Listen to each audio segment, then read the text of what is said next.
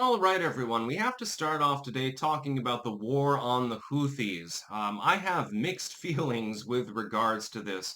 Trust me. Um, I am a fan of Donald Trump, generally speaking. And I do realize the nuance that the war on the Houthis was not begun by the Trump administration. It was begun by the Biden administration. Strikes were going on for several years. We have to talk about nuance once again on this channel, as we often have to do. I oppose striking civilian targets in Yemen. I absolutely oppose striking hospitals, schools, random groups of people, etc. There was a video the other day. Some people were claiming that they were celebrating Eid, or Eid, I can't remember the pronunciation. Other people were claiming that they were gathering in order to conduct strikes. It's not 100% clear, actually. I asked for the backstory behind that and nobody could give me any definitive sort of information on that. I'm going to assume, therefore, it was probably a terrorist gathering, but we're not 100% sure, and so we're going to go with that. That being said, the United States is in a very, very strange, unique position in the entire world. There is no other country on the face of the earth with the naval power to keep shipping lanes open. Does not exist. China has two aircraft carriers. Russia, I think, only has one, for example. The number of frigates and destroyers and submarines and so forth in the naval capacity of other nations tends to be relatively limited. Some of them have relatively beefy navies, but that's only relatively speaking. They're not capable of guarding all of the shipping lanes in the world. The UK, for example, or France, they have decent military capabilities. They have nuclear weapons, they have beefy navies, they have aircraft carriers. That's wonderful. They're only capable of guarding one small area at the same time. They don't have the naval capacity or the energy capacity or the manpower in order to actually safeguard more than that.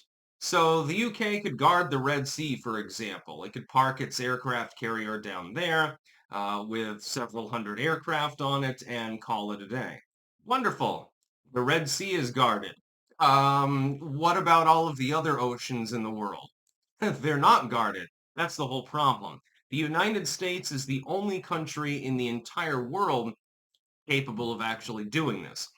As for the Houthi, I have, again, mixed feelings. On the one hand, I do not believe in screwing with the Houthis because they have the right to run their own business. Who cares? It doesn't mean anything to me. If they are, however, attacking U.S. vessels, even if unsuccessfully, yes, bombing them is absolutely justified because it's a defensive action. Those are open waters. They do not belong to Yemen. They do not belong to the Houthi. If they are going to attack our vessels, absolutely, I have no problem with deciding to, dropping a couple of munitions on their heads.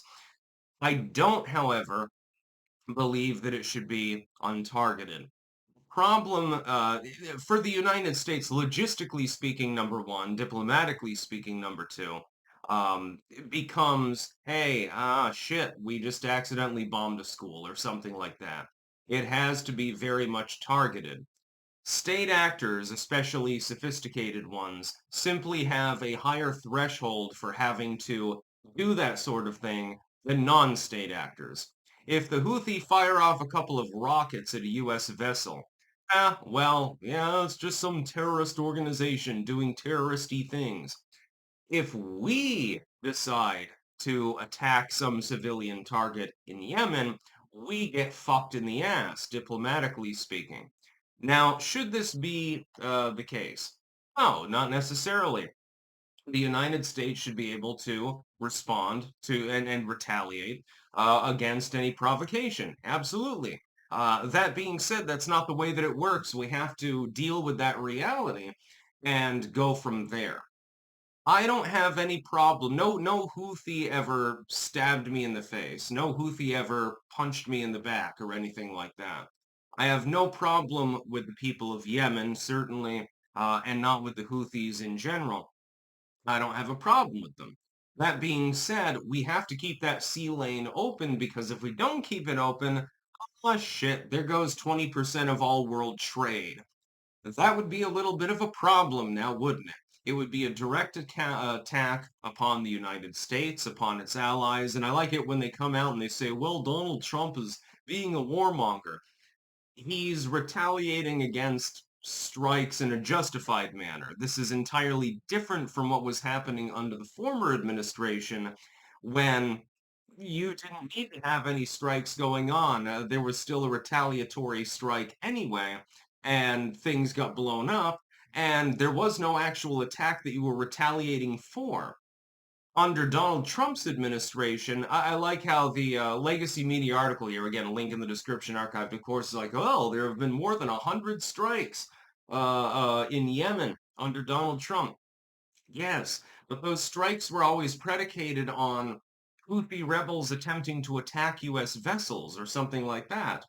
They were not predicated on, we just decided to haul off because we don't like them. I don't believe in the latter. I do believe in the former. If somebody attacks one of our ships, whether it's a commercial liner, a civilian vessel, or whether it's a military vessel, we need to be able to respond to that.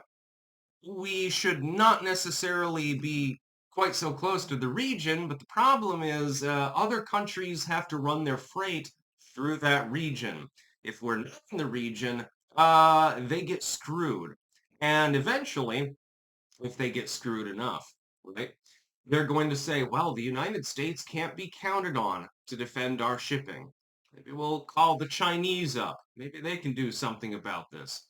After all, the Houthis are somewhat aligned with them, and so our freight will be clear to go through the Suez Canal and so forth. What we need to do is assert ourselves completely.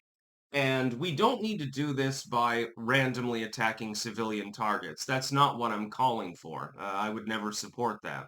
What we need to do is make it clear.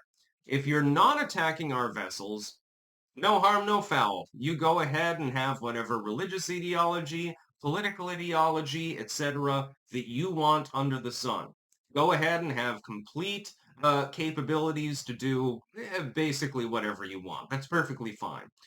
If you fire off a missile at one of our ships, we are going to retaliate, and we are going to kill thousands of people, and you will suffer. And that's basically what we're going to do. This article is like, well, the Houthis are actually happy about the fact that the United States is retaliating.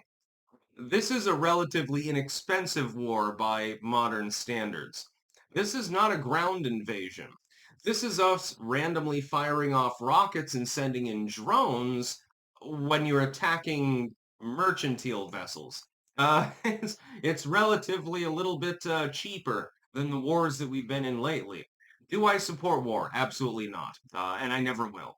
I think that it's regrettable when people die, when even people that are wanting to be in combat, so they're like war fighters. I don't even like it when they die. It's very, very regrettable. And any sane person takes up that same basic line. Uh, but that being said, if the sea lanes are blockaded, if we're not capable of operating in international waters, what the hell? I mean, that would be like death of an empire mode. Oh, yeah, I'm sorry, we can't send our ships there because we might get shot at. Well, then shoot back. That's all you have to do. The problem is that before we inflamed the situation by directly attacking, number one, civilians in the region, and number two, our continued support of Saudi Arabia. That's what's inflamed the situation. If we were to back off on the latter and not engage in the former, probably the shipping lanes would be perfectly fine. But then that would require a significant diplomatic effort, and it would also require nixing our alliance with one of the greatest oil producers in the entire world. So I don't think that that's going to happen. The second, the runner-up status, would simply be tell the Houthis, stop firing on our vessels. We'll retaliate if you do. Otherwise, we don't have a problem with you. Go ahead and do whatever you want. Now, you attack the Saudi Arabians, whatever. Perfectly fine. That's about all. Peace out.